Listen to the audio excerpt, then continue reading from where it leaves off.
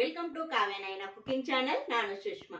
ಬನ್ನಿ ಇವತ್ತು ಮಕ್ಕಳ ಫೇವರೇಟ್ ಆಗಿ ನಾನು ನೀರಿನ ಹಬೆಯಲ್ಲಿ ಚಾಕ್ಲೇಟ್ ಕಪ್ ಕೇಕ್ ಯಾವ ತರ ಮಾಡೋದು ಅಂತ ತುಂಬಾ ಸುಲಭವಾಗಿ ತೋರಿಸ್ಕೊಟ್ಟಿದ್ದೀನಿ.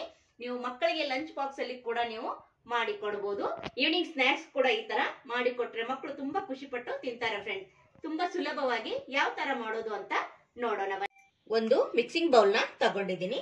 ಇದಕ್ಕೆ ನಾನು 1 ಕಪ್ ಆಗುವಷ್ಟು ಚಿರೋಟಿ ರವೆನ ಹಾಕೋತಾ ಇದ್ದೀನಿ. ಅರ್ಧ ಕಪ್ ಆಗುವಷ್ಟು ಮೊಸರನ್ನ ಸೇರಿಸ್ಕೊತಾ ಇದ್ದೀನಿ. ಹಾಗೆ ಅರ್ಧ ಕಪ್ ಅಷ್ಟು ಹಾಲನ್ನ ಹಾಕೋತಾ ಇದ್ದೀನಿ. ಎಲ್ಲವನ್ನು ಒಂದೇ ಕಪ್ ಮೆಜರ್ಮೆಂಟ್ ಅಲ್ಲಿ ತಗೋತಾ ಇದ್ದೀನಿ. ನಿಮ್ಮ ಮನೇಲಿ ಯಾವ್ದಾದ್ರು ಕಪ್ ಅಳತೆ ಇದ್ರೆ ಅದರಲ್ಲಿ ನೀವು ತಗೋಬಹುದು. ಇವಾಗ ನೋಡಿ ಮೂರನ್ನು ಹಾಕೊಂಡು ಚೆನ್ನಾಗಿ ಇವಾಗ ಮಿಕ್ಸ್ ಮಾಡ್ಕೊಳ್ಳೋಣ. ತುಂಬಾ ಅಂದ್ರೆ ತುಂಬಾ ಚೆನ್ನಾಗಿರುತ್ತೆ. ಮಕ್ಕಳಿಗೆ ನೀವು ಲಂಚ್ ಬಾಕ್ಸ್ ಅಲ್ಲಿ ಕೂಡ ಹಾಕಿ ಕೊಡಬಹುದು. ಬೆಳಗ್ಗೆ ಸ್ನಾಕ್ಸ್ ಅಂತ ನೀವು ಬಾಕ್ಸ್ ಅಲ್ಲಿ ಹಾಕೊಟ್ರೆ ತುಂಬಾ ಖುಷಿಯಿಂದ ತಿಂತಾರೆ ಫ್ರೆಂಡ್ಸ್. ಹೊಸಬ್ರು ಯಾರಾದ್ರೂ ವಿಡಿಯೋ ನೋಡ್ತಾ ಇದ್ರೆ ಪ್ಲೀಸ್ ಸಬ್ಸ್ಕ್ರೈಬ್ ಮಾಡ್ಕೊಂಡು ನೋಡಿ.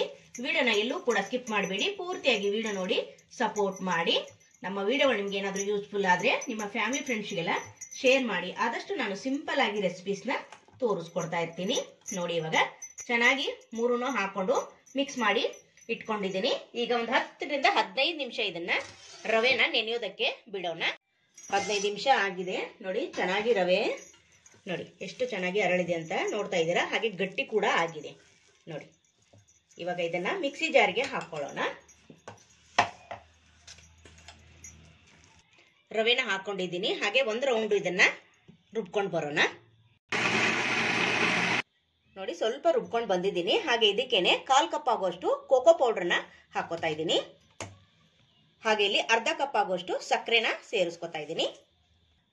1/4 ಕಪ್ ಆಗುವಷ್ಟು ಅಡುಗೆ ಎಣ್ಣೆನ ಹಾಕೋತಾ ಇದ್ದೀನಿ. ಒಂದು ಚಿಟಿಕೆ ಉಪ್ಪುನ ಸೇರಿಸ್ಕೊತಾ ಇದ್ದೀನಿ. ಹಾಗೆ ಇಲ್ಲಿ ಏಲಕ್ಕಿ ಪೌಡರ್ನ ಸೇರಿಸ್ಕೊತಾ ಇದ್ದೀನಿ. ನಿಮ್ಮ ಹತ್ರ ವೆನಿಲಾ ಎಸೆನ್ಸ್ ಇದ್ರೆ ಅದನ್ನು ಕೂಡ ಸೇರಿಸ್ಕೋಬಹುದು. ಈಗ ಇನ್ನೊಂದು ರೌಂಡು ಮಿಕ್ಸಿ ಮಾಡ್ಕೊಂಡು ಬರೋಣ. ನೋಡಿ ಈ ತರ ಫೈನ್ ಆಗಿ ಪೇಸ್ಟ್ ಮಾಡ್ಕೊಂಡು ಬಂದಿದ್ದೀನಿ. ನೋಡ್ತಾ ಇದ್ದೀರಾ. ಇವಾಗ ಇದನ್ನ ಒಂದು ಪಾತ್ರೆಗೆ ತೆಗಿಯೋಣ. ನೋಡಿ ಇಷ್ಟು ಗಟ್ಟಿಯಾಗಿರ್ಬೇಕು. ಜಾಸ್ತಿ ಗಟ್ಟಿನೂ ಅಲ್ಲ ಹಾಗೆ ತೆಳುನೂ ಅಲ್ಲ. ನೋಡ್ತಾ ಇದ್ದೀರಾ. ಈ ಹದದಲ್ಲಿದ್ರೆ ತುಂಬಾ ಚೆನ್ನಾಗಿ ಬರುತ್ತೆ. ಆಮೇಲೆ ಇಡ್ಲಿ ಪಾತ್ರೆನ ಇಟ್ಕೊಂಡಿದ್ದೀನಿ. ಒಲೆನ ಆನ್ ಮಾಡ್ಕೊಂಡು ಈಗ ನೋಡಿ ನೀರನ್ನ ಸೇರಿಸ್ಕೊತಾ ಇದ್ದೀನಿ. ನೀವು ಇಡ್ಲಿಗೆ ಎಷ್ಟು ನೀರನ್ನ ಸೇರಿಸ್ಕೊತಿರಲ್ಲ ಅಷ್ಟು ಕೆಳಗಡೆ ನೀರನ್ನ ಸೇರಿಸ್ಕೊಂಡಿದ್ದೀನಿ. ಅಂದ್ರೆ ಒಂದಿಷ್ಟು ಸೇರಿಸ್ಕೊಂಡಿದ್ದೀನಿ ನಾನು. ಇವಾಗ ಚೆನ್ನಾಗಿ ನೀರು ಕುದಿಬೇಕು. ಹಾಗೆ ಇಲ್ಲಿ ಮುಚ್ಚಳ ಮುಚ್ಚಿ ಒಂದ್ ಸ್ವಲ್ಪ ಹೊತ್ತು ಬಿಡೋಣ ಚೆನ್ನಾಗಿ ಕುದಿಯೋವರೆಗೂ. 1 ಟೀ ಸ್ಪೂನ್ ಅಷ್ಟು ಬೇಕಿಂಗ್ ಪೌಡರ್ನ ಹಾಕೋತಾ ಇದ್ದೀನಿ. ಅರ್ಧ ಸ್ಪೂನ್ ಆಗುವಷ್ಟು ಅಡಿಗೆ ಸೋಡಾನ ಹಾಕೋತಾ ಇದ್ದೀನಿ. ಈಗ ನೋಡಿ ಮಿಕ್ಸ್ ಮಾಡ್ಕೊಳ್ಳೋಣ ಚೆನ್ನಾಗಿ. ಸೋಡಾ ಹಾಕಿದ್ಮೇಲೆ ಜಾಸ್ತಿ ಹೊತ್ತು ಹೊರಗಡೆ ಇಡಬಾರ್ದು. ನೀವು ಯಾವ್ದಾದ್ರು ಪಾತ್ರೆಗಾದ್ರೂ ಹಾಕೊಂಡು ಮಾಡ್ಕೋಬಹುದು.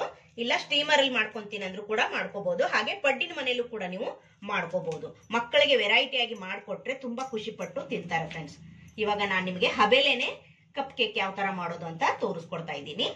ನೋಡಿ ಇವಾಗ ಚೆನ್ನಾಗಿ ಮಿಕ್ಸ್ ಮಾಡ್ಕೊಂಡಿದ್ದಾಗಿದೆ. ಇವಾಗ ಕಪ್ಗೆ ನಾನು ಪೇಪರ್ ಕಪ್ ತಗೊಂಡಿದ್ದೀನಿ. ಅದರಲ್ಲಿ ಹಾಕೊಳ್ಳೋಣ.